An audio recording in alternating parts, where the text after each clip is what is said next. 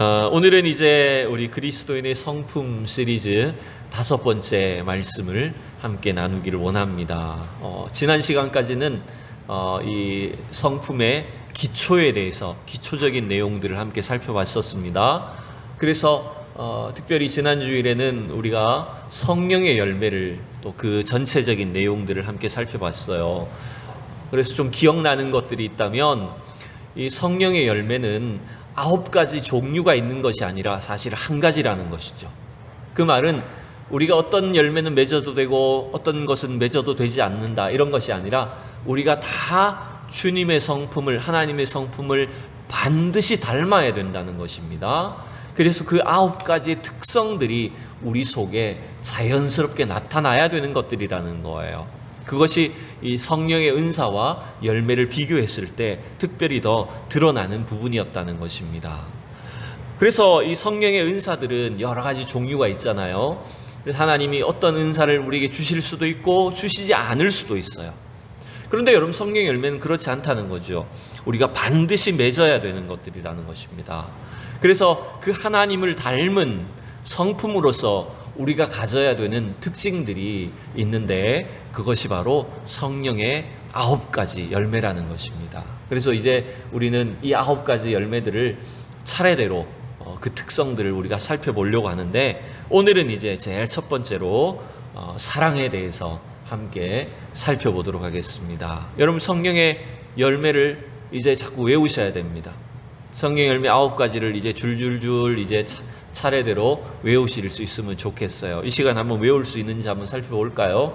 제가 오직 성령의 열매는 하면 여러분 9가지 쭉 이야기해 오세요. 제가 시작합니다. 오직 성령의 열매는 사랑과 희락과 화평과 오래 참음과 자비와 양선과 충성과 온유와 절제니, 이렇게 하시면 됩니다. 네, 잘하셨어요. 뭐 잘했는지 아닌지 잘 모르겠습니다. 사실 그냥 따라 그냥 넘어갔는지도 모르겠어요. 이제 앞으로 이제 외우셔야 됩니다. 이제 첫 번째 성품의 특징은 사랑입니다. 이 고린도전서 13장은 여러 차례 설교를 했고 또 우리가 너무나 잘 아는 유명한 말씀이 기록되어 있죠. 그래서 교회를 다니지 않는 사람들도 한 번쯤 이 고린도전서 13장에 있는 가사를 다 들어봤습니다. 가요처럼 불리어지기도 하죠. 어떤 노래가 있습니까? 사랑은 언제나 오래 참고, 그게 마치 가요처럼 사람들은 알고 있지만 사실은 이 고린도전서 13장 성경의 말씀이죠. 그리고 또 우리가 잘 아는 말씀 중에 하나는 믿음, 소망, 사랑, 이 3가지는 항상 있을 것인데 그 중에 제일은 사랑이라. 이 구절도 우리가 너무나 잘 알고 있는 표현들입니다. 그런데 여러분, 우리가 이 사랑을 너무나 다 좋아하고 사랑이라고 하는 것을 다 흔히 사용하는 말이지만 어떻게 보면 아무데나 사랑을 붙여서 사용하다 보니 어쩌면 그 사랑의 본래적인 의미들이 자칫 퇴색되고 그 사랑의 의미를 잘 모르고 쓸 때가 많다라고 하는 것입니다. 사랑에 대해서 잘못 이해하고 있는 경우들도 있다는 거예요. 여러분, 그게 뭔지 한번 생각을 해볼게요. 여러분, 대부분의 사람들이 사랑을 생각하기를 그것을 일종의 감정으로 생각을 합니다. 사랑을 생각할 때 뭘 생각합니까? 특히 우리 젊은 청년들이나 우리 젊은 남녀들은 사랑하면 뭔가 눈에서 불꽃이 팡팡 튀기는 걸 생각합니다. 뭔가 막 불과 같이 뜨거운 감정이 일어나는 것을 사랑이라고 생각합니다. 여러분, 맞아요. 사랑을 하면 당연히 그런 감정이 따라올 수도 있습니다만은 그 감정 자체만 가지고 사랑이다라고 할 수는 없습니다. 사랑에는 반드시 감정이 따라오지만 감정 자체만 가지고 모든 것을 사랑이라고 하면 안 된다는 것입니다. 여러분, 사랑하면 감정을 느낄 수 있지만 사랑은 감정 이상의 것이 되어야 됩니다. 또 우리가 사랑에 대해서 오해하는 것이 있다면 뭐가 있냐면 사랑은 통제할 수 없는 것이라고 생각을 하는 겁니다. 이게 뭐냐면 감정적이라고 생각하기 때문에, 사랑은 감정적이라고 생각하기 때문에 이 감정에 빠지면 불길과 같은 감정 때문에 통제되지 않는 것이 사랑이라고 생각을 하는 거예요. 그래서 사람들은 난 사랑에 빠졌어. 사랑하기 때문에 어쩔 수가 없었어 라고 이렇게 뭔가 다 사랑이라고 이름을 붙이고 둘러대게 됩니다. 예를 들어 여러분, 아내와 남편이 있는 이 가정을 가진 사람이 자기 부인이나 자기 아내 배우자를 두고 다른 남자, 다른 여자를 만나면서 그걸 뭐라고 포장할까요? 뭐라고 이름 붙일까요? 사랑이라고 말합니다. 사랑에 빠졌기 때문에 나도 어쩔 수 없는 것이라고 말합니다. 그 말은 무슨 말일까요? 사랑을 통제할 수 없는 것이라고 여기는 거예요. 그 감정에 휩싸였기 때문에 나도 통제할 수 없는 어쩔 수 없는 것이라고 사랑을 표현해 버리는 것입니다. 여러분, 이거는 우리가 뭔가 전부 다 사랑이라고 붙이지만 그것이 여러분 이게 정상적인 사랑이 아닌 것인데도 불구하고 다 사랑이라고 이름을 붙여버리는 오류에 빠지는 거예요.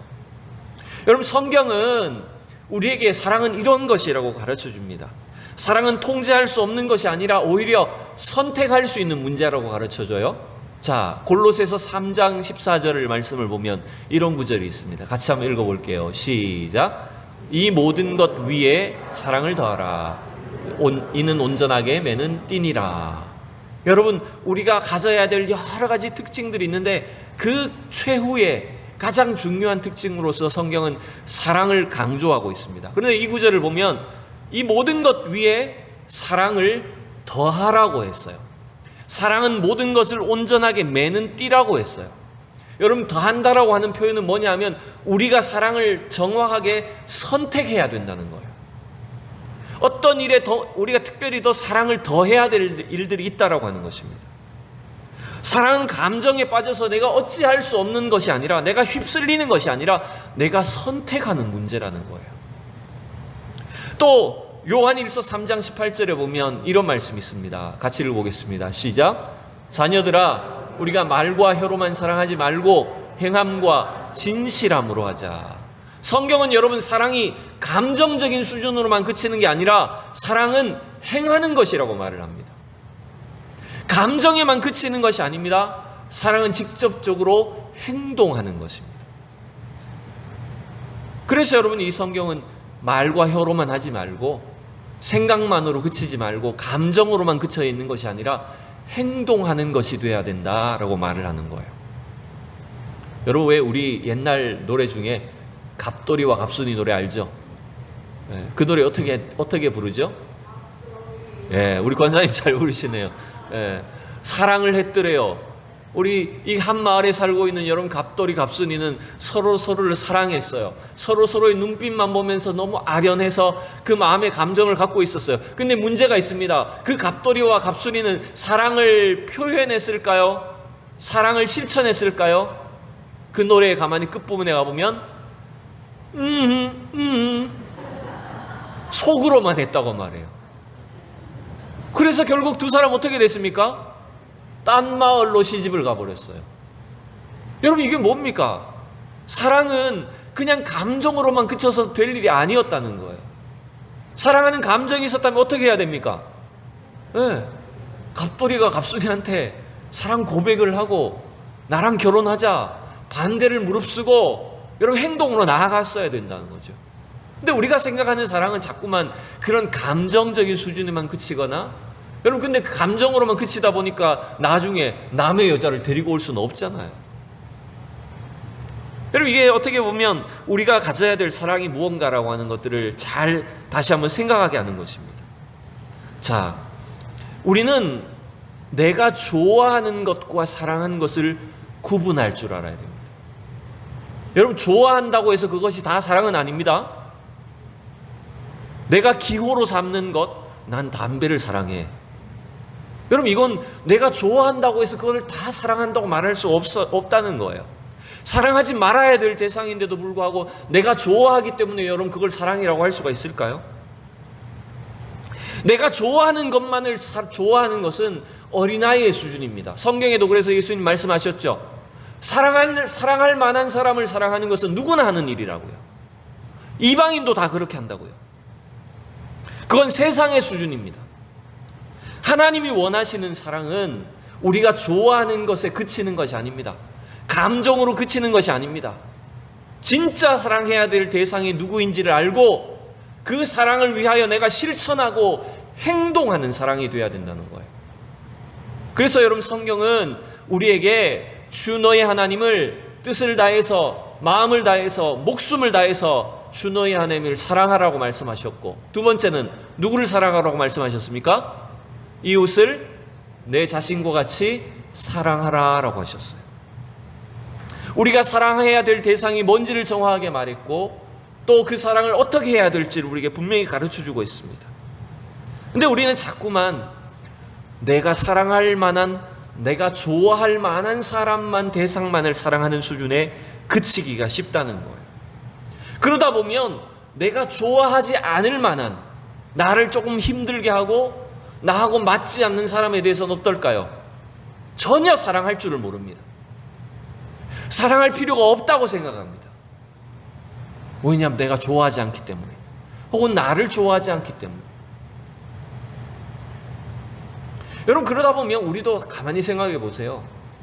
우리도 사실 굉장히 감정적인 사람이구나. 좋아하는 사람만 좋아하는 그 정도 수준의 아주 감정적인 사람들이구나라고 하는 것들을 여러분 깨닫게 됩니다. 근데 여러분, 그렇다고 해서 그러면 모든 사람을 다 사랑할 수는 있을까요?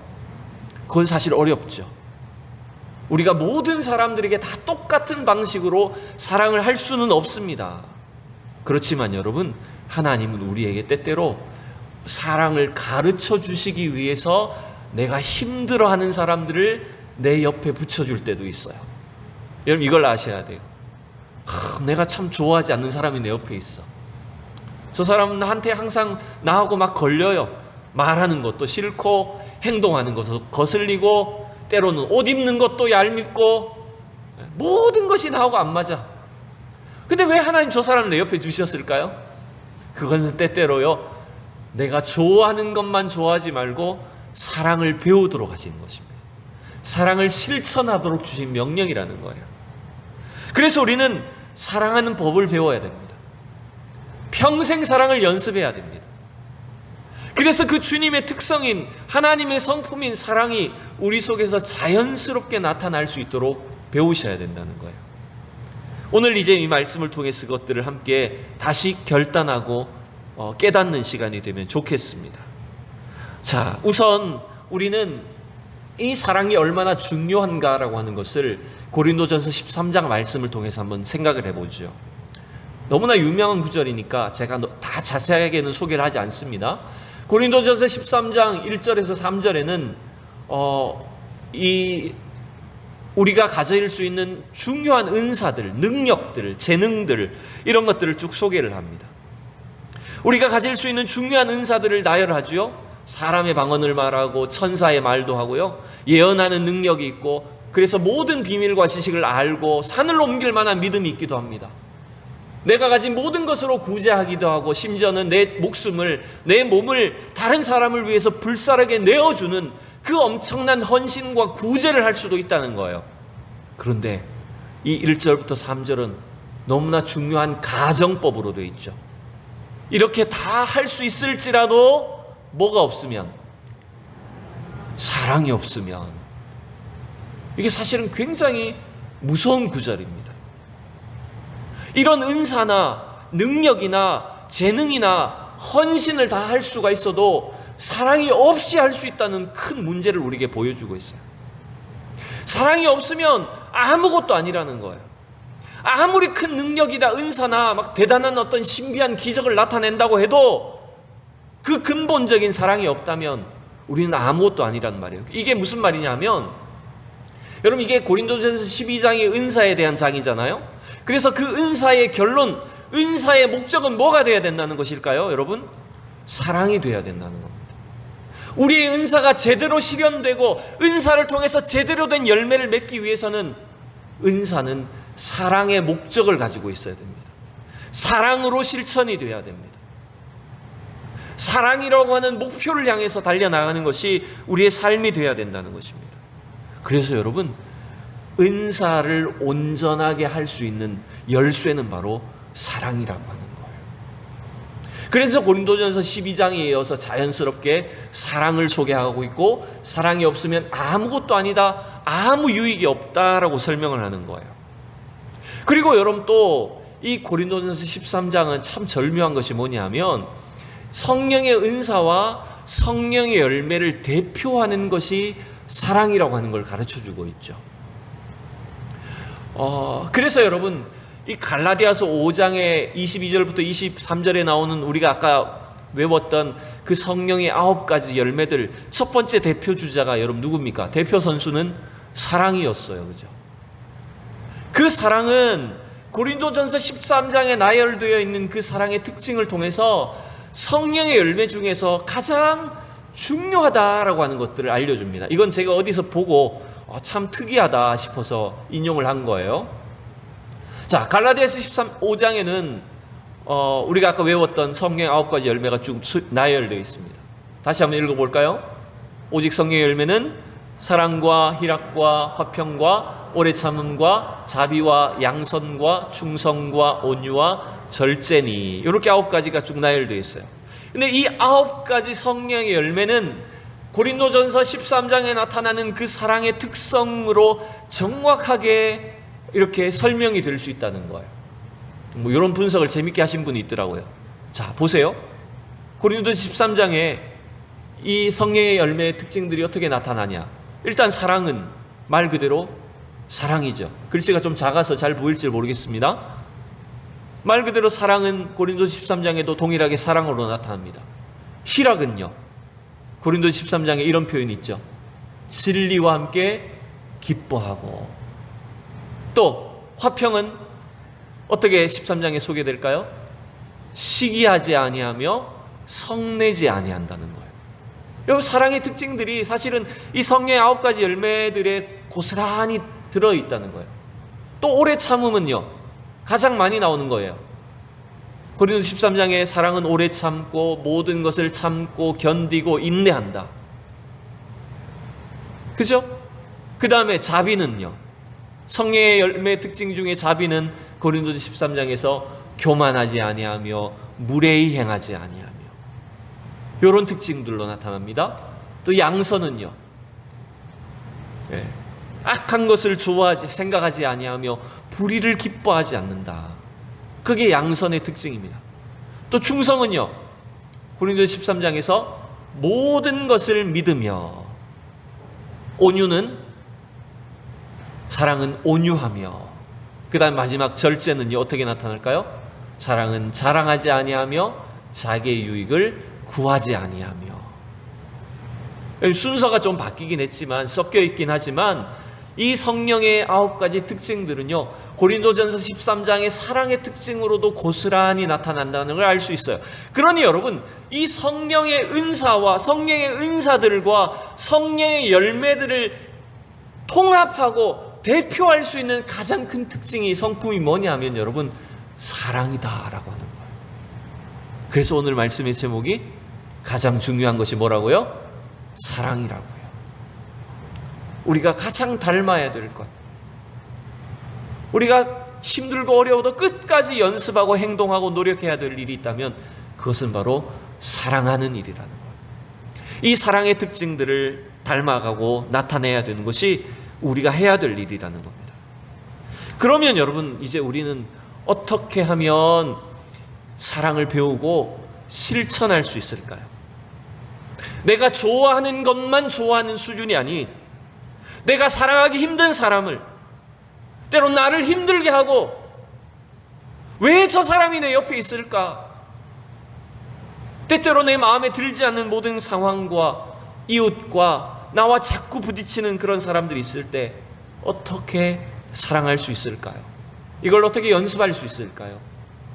그 5가지 방법을 오늘 말씀을 드리려고 합니다. 여러분, 이건 5가지 방법은 가능하면 한번 여러분 적으시고 또 자꾸 한번 생각해 보시고 연습해 보시면 좋겠어요. 오늘 이 적용적으로 전하는 이 5가지 방법은 제가 고안해낸 것이 아니라 제가 어느 책에서, 미국에 있는 릭 워렌 목사님이라는 그분의 책에서 제가 발췌한, 인용한 내용입니다. 표절하면 안 되니까요, 제가 소개를 했습니다. 릭 워렌 목사님의 책에서 인용한 내용입니다. 제가 4, 5년 전에 미국 간 적이 있는데요, 이분 교회 한번 직접 찾아가 봤어요. 저 혼자서 운전을 해가지고 어딘지도 모르면서 지도책 보고 교회를 막 찾아가가지고 한번 예배를 드리고 온 적이 있어요. 그래서 제가 좀 뜻깊은데 그분의 책에서 우리가 하나님의 이 사랑을 우리가 연습하고 실천하기 위한 5가지 방법을 가르쳐 줍니다. 자, 그 첫 번째가 뭐냐면 이것입니다. 따라해 봅시다. 다 같이 읽어보겠습니다. 시작. 하나님의 사랑을 경험하라는 것입니다. 우리가 누군가를 제대로 된 방법으로 바른 목적으로 사랑하기 위해서는 먼저 우리가 하나님의 사랑을 경험해야 된다는 거예요. 에베소서 3장 17절에서 19절 말씀을 먼저 한번 보도록 하겠습니다. 좀 작은 글씨지만 여러분 같이 읽어봅시다. 시작. 믿음으로 말미암아 그리스도께서 너희 마음에 계시게 하시옵고 너희가 사랑 가운데서 뿌리가 박히고 터가 굳어져서 능히 모든 성도와 함께 지식에 넘치는 그리스도의 사랑을 알고 그 너비와 길이와 높이와 깊이가 어떠함을 깨달아 하나님의 모든 충만하신 것으로 너희에게 충만하게 하시기를 구하노라. 우리 지난주에 주일날 저녁에 주셨던 말씀입니다. 에베소 3장 후반부의 말씀. 바울 사도는 우리가 하나님의 사랑을 깨달아 아는 것이 너무나 중요하다고 말을 합니다. 여러분, 여기서 이 구절 속에서 안다는 것, 깨닫는 것, 경험한다는 것 얼마나 여러분 반복되고 있습니까? 여러분, 우리가 사랑을 하기 이전에, 사랑을 실천하기 이전에 우리에게 필요한 것이 뭐냐면 하나님께서 그리스도의 사랑을 통해서 우리를 어떻게 사랑하셨는지, 나를 얼마나 사랑하시는지를 분명히 경험해야 됩니다. 여러분, 하나님의 사랑을 분명히 체험하기를 원합니다. 그래서 하나님 사랑을 똑똑히 아셔야 됩니다. 이 부족한 죄인을 하나님이 얼마나 사랑하셔서 독생자 예수 그리스도를 보내셨고 날 위해 십자가에 달리시고 죽으셨는지, 그 하나님의 사랑을 내가 분명히 경험할 때에만 우리가 다른 사람들을 사랑할 수가 있다는 것입니다. 그래서 여러분, 하나님은 우리에게 무조건 너 사랑해라 하지 않으세요. 왜 사랑이 없냐고 하나님 우리를 무조건 책망하지 않으신다는 거예요. 우리에게 뭐가 있어야 된다는 거예요? 먼저 하나님의 사랑이 있어야 된다는 거예요. 하나님의 사랑을 날마다 충만하게 받으셔야 돼요. 하나님의 사랑이 영원히 우리와 함께하는 줄로 믿습니다. 하나님의 사랑이 절대로 우리를 떠나지 아니하십니다. 그러한 하나님의 사랑을 내가 똑똑하게 경험하고 체험하고 확신함으로 말미암아 우리는 다른 사람을 사랑할 수 있게 됩니다. 여러분, 이거 아마 여러분 다 경험해 보셨을 거예요. 내가 하나님 사랑을 막 충만하게 체험하면요, 어느 날 기도하다가 예배 드리다가 어떤 상황을 통해서, 계기를 통해서건 하나님의 사랑이 내게 막 쏟아지고 부어지고 나면 그날 교회당 문 열고 나가면 어떻게 됩니까? 평소에 밉던 남편이 그날따라 더 왠지 좀 불쌍해 보이고 사랑스러워 보이고 그러지 않습니까?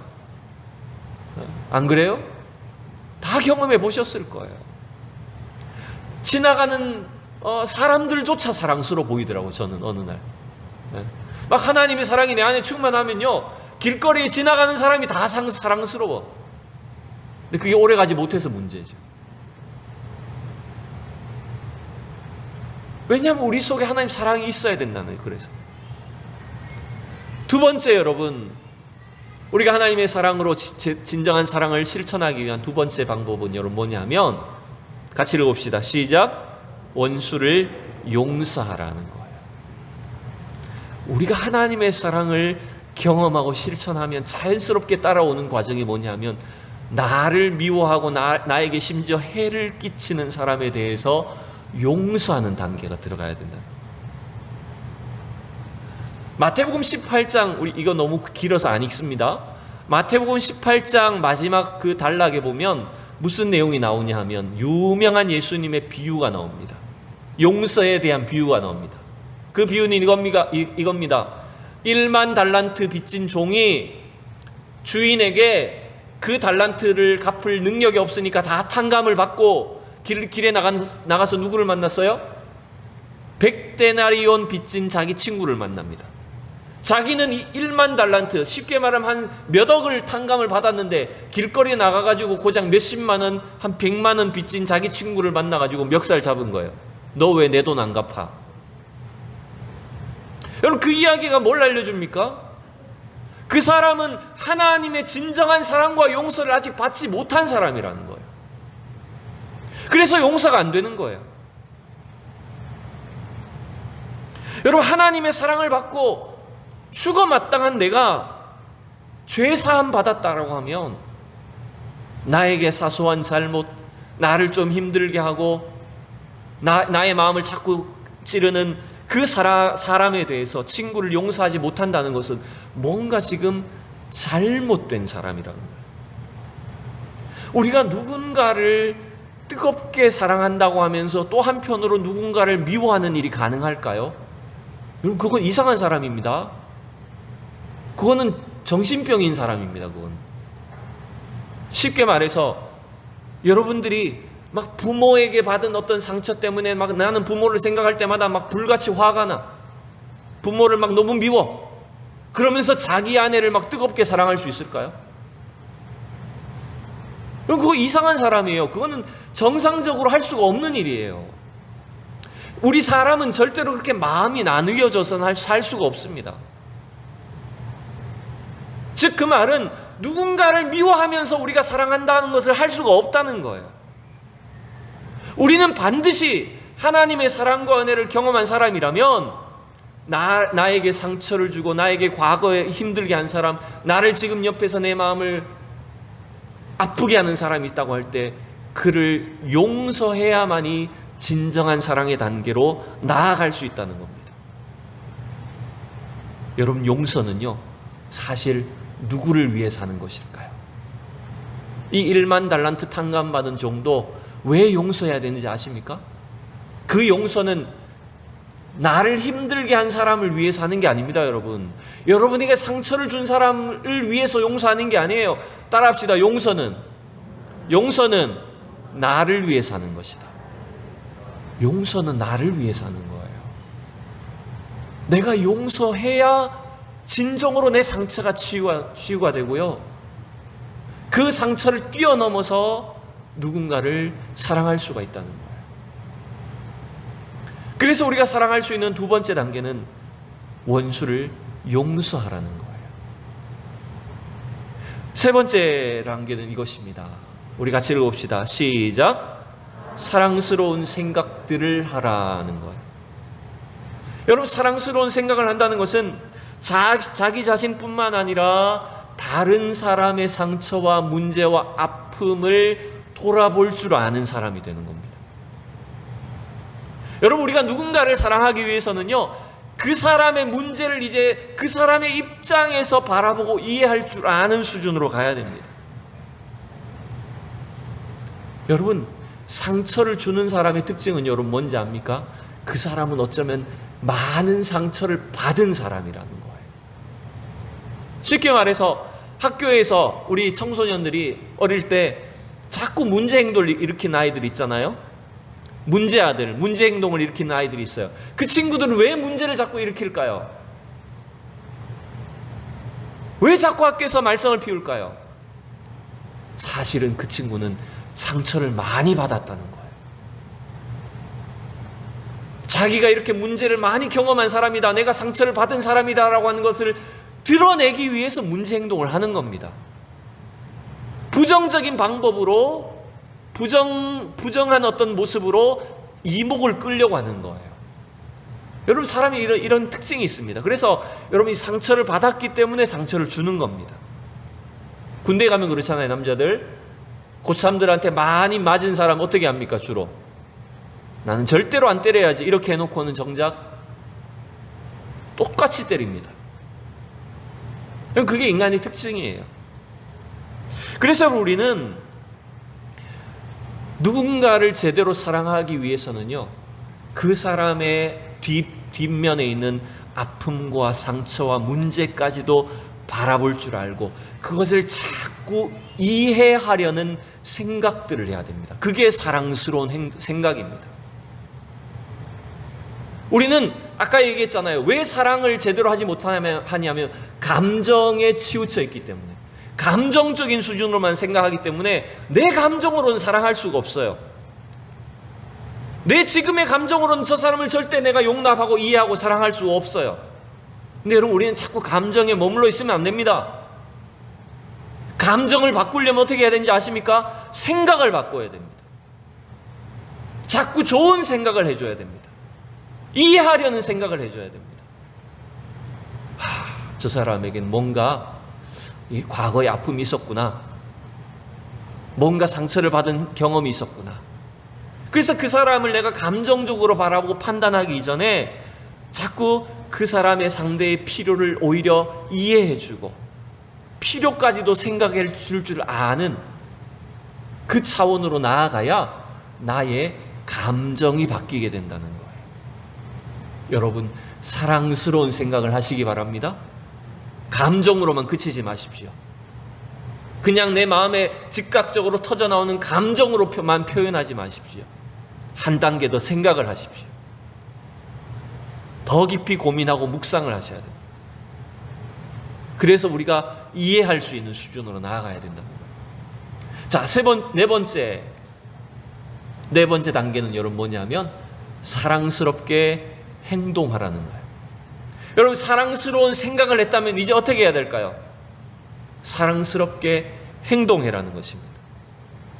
여러분, 좋아하지도 않는 사람을 어떻게 사랑할 수가 있을까요? 사랑스러운 척 위선적으로 행동하는 말일까요? 여러분, 그런 의미가 아닙니다. 여러분, 우리는 너희가 서로 사랑하라는 말씀에 따라서 우리가 행동할 때 그냥 마음의 감정으로 그쳐 있는 것이 아니라 뭔가 내가 행동으로 결단하고 움직일 때 거기에서 여러분, 우리가 마음이 사랑스러운 감정도 나타나게 되는 거예요. 여러분, 사랑은 행동하는 것이라고 말씀드렸어요. 그래서 예수님이 누가복음에서 보면 6장 27절 28절에 우리에게 이렇게 중요한 말씀을 하십니다. 같이 읽어보겠습니다. 시작. 그러나 너희 듣는 자에게 내가 이르노니 너희 원수를 사랑하며 너희를 미워하는 자를 선대하며 너희를 저주하는 자를 위하여 축복하며 너희를 모욕하는 자를 위하여 기도하라. 여러분, 이 네 가지의 명령이 나오죠. 여러분, 원수를 어떻게 하라고요? 사랑하라고요. 앞서서 우리가 살펴봤잖아요. 우리를 해하고 힘들게 하는 그 원수에 대해서 우리는 용서할 줄 알아야 됩니다. 그 다음에 여러분, 너희를 미워하는 자를 어떻게 하라고요? 그냥 미워하지 말아야지, 언제까지 하냐, 이렇게 두고 보자, 이렇게 하나요? 미워하는 자를 어떻게 하라고요? 선대하라고요. 상대방은 나를 미움으로 대하지만 나는 오히려 선한 방식으로, 선한 행동으로 갚아줘 버리는 거예요. 28절에서는요, 또 두 가지가 나오죠. 너희를 저주하는 자를 위해서 어떻게 하라고요? 축복하라는 말이에요. 저주는 말로 저주하는 겁니다. 막 말로 욕하고 막 저주 섞인 말을 막 하는 거예요. 그때 우리는 어떻게 하라고요? 도리어 말로 축복을 해줘 버리라는 거예요. 복 받아 버려라, 그냥. 오히려 도리어 축복의 말을 해줘 버리는 겁니다. 그 사람이 받든지 말든지. 너희를 모욕하는 자를 위해서 어떻게 하라고요? 기도하라고요. 하나님이 복 주시도록. 왜냐하면 그 사람을 변화시키고 회개시킬 수 있는 것은 누굽니까? 내가 할 수 있는 게 아니에요. 하나님이 하실 수 있는 거예요. 그래서 우리는요, 이 사랑이라는 것이 얼마나 실천적이고 행동적인가를 여러분 분명히 보셔야 돼요. 우리가 참 서로 사랑해야지, 성도를, 이웃을 사랑해야지 말할 때 우리는 자꾸 생각으로만 그칠 때가 많아요. 감정으로만 할 때가 많아요. 근데 여러분, 안 돼요. 그러면 감정으로만 그쳐 있다 보면 조금만 다시 상처가 오고 나하고 갈등이 생기면 금세 그냥 도루묵이 돼버립니다. 그것이 아니라 우리는 사랑스러운 생각을 하고 그 사랑스러운 행동으로 나아가야 된다는 거예요. 그래야 감정이 바뀌고요, 생각이 바뀌게 되고요, 삶이 바뀌게 되는 거예요. 자, 마지막입니다. 우리가 하나님의 사랑으로 누군가를 제대로 사랑하기 위한 마지막 5번째 단계는 뭐냐면, 같이 읽어봅시다. 시작. 최선을 기대하라는 것입니다. 고린도전서 13장 우리 오늘 본문 말씀의 마지막 7절에 보면 이런 구절이 있습니다. 같이 읽어보겠습니다. 시작. 모든 것을 참으며 모든 것을 믿으며 모든 것을 바라며 모든 것을 견디느니라. 여러분, 누군가를 사랑하게 되면 우리는 그 사람을 내가 끝까지 참고 인내하고 용납하고 품어줄 수가 있습니다. 왜 부모는, 왜 가족들은 자기 아내와 남편을, 자기 자식을 아무리 사고치고 혹은 질병 가운데 있고 해도 끝까지 내가 품고 살아갈까요? 내가 책임지려고 할까요? 그것은 바로 그 가족에 대한 사랑 때문입니다. 그 가족이 앞으로 변화될 그 최선의 모습을 내가 기대하기 때문입니다. 포기할 수 없는 존재이기 때문입니다. 그래서 우리는 모든 걸 참고 끝까지 기다리고 인내하고 견디는 거예요. 그래서 우리가 누군가를 사랑하기를 원한다면, 그 사람이 변화되기를 원한다면, 여러분, 그 사람이 변화된 모습으로 여러분 기대하셔야 됩니다. 내가 원하는 모습이 있어요. 내가 기대하는 수준이 있어요. 그럼 내가 그 사람이 되면, 내가 그 사람이 그렇게 하면 나도 이제 그때부터 해줄게 라고 하는 것이 아니라, 내가 기대하는 모습으로 그 사람을 대해주라는 말입니다. 여러분, 남편들이 성공하기를 원하신다면 남편을 성공한 사람으로 대하셔야 됩니다. 아멘을 안 하시네요. 성공하기를 원치 않으시나요? 여러분, 자녀들이 이 세상 속에 총명한 하나님의 사람으로 살기를 원하신다면 자녀들을 총명한 자녀로 미리 대하셔야 된다는 거예요. 최선의 모습을 기대하라는 거예요. 지금부터. 여러분, 사랑은 최선을 기대하는 믿음으로 행동하는 것입니다. 그 기대감을 가지고 서로를 대하고 사랑을 보여주고 실천할 때 우리가 기대하는, 우리가 원하는 그 수준으로 자라나게 될 것이고 변화하게 될 것이라는 것입니다. 여러분, 이러한 하나님의 사랑, 또 그 하나님의 사랑 때문에 우리가 제대로 된 사랑을 실천할 수 있는 저와 여러분 되기를 축원합니다. 여러분, 그 일을 위해서 여러분 정말 많이 고민하셔야 되고요, 기도하셔야 돼요. 왜냐하면 우리 인간은 근본적으로 이 하나님의 사랑을 잃어버린 존재이기 때문에, 하나님의 사랑에서 떠났던 존재이기 때문에 이 사랑을 다시 회복한다는 것은 굉장히 많은 연습과 노력이 필요한 거예요. 저절로 되지 않아요, 절대로. 예수 믿는다고, 교회 다닌다고 저절로 여러분 사랑이 안 됩니다. 우리 안에 하나님 사랑이 회복되도록 여러분 기도하셔야 돼요. 하나님의 사랑이 내 안에 뜨겁게 살아있을 수 있도록 여러분 기도하셔야 돼요. 주님이 우리를 사랑해 주신, 우리 안에 사랑을 이루어 주신 그 예수 그리스도의 십자가 앞에 날마다 여러분 매어 달리셔야 돼요. 그래야 우리는 하나님의 사랑을 제대로 연습하고 실천하고 따라갈 수가 있는 존재라는 겁니다. 그리고 여러분, 부족하더라도 지금 사랑을 자꾸 실천하십시오. 누구를 사랑하셔야 될까요? 여러분, 누구를 사랑하셔야 될까요? 여러분 바로 옆에 있는 사람을 사랑하셔야 돼요. 여러분 남편과 아내를 여러분 정말 뜨겁게 사랑하셔야 돼요. 하나님이 우리에게 주신 교회 공동체 안에 지체들을, 여러분 가까이 있는 사람들을 여러분 정말로 사랑하셔야 돼요. 그걸 불가능하다고 해서, 안 된다고 해서 포기할 것이 아니라 자꾸 실천하고 오늘 배운 5가지를 기억하셔야 됩니다. 하나님의 사랑을 경험하시고, 그래서 원수를 용서하고, 사랑스러운 생각을 하고, 사랑스러운 행동을 하고, 최선을 기대하면서 내가 그 사람을 대하고 사랑을 실천할 때, 여러분 어느 순간 우리가 사랑의 사람이 되어 있을 줄로 믿습니다. 하나님의 사랑의 그 성품이 우리 안에 가득하게 채워지고 드러나는 그런 귀한 축복이 우리 모두에게 있게 될 줄로 믿습니다. 기도하겠습니다.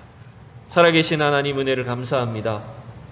우리를 사랑해 주셔서 이 놀랍고 위대한 하나님의 사랑을 알게 하여 주시고, 하나님 구원받은 것만 해도 감사한데 이 땅 가운데 하나님의 사랑을 닮아가게 하시고 하나님의 사랑을 날마다 실천할 수 있도록 우리를 불러주시니 감사를 드립니다.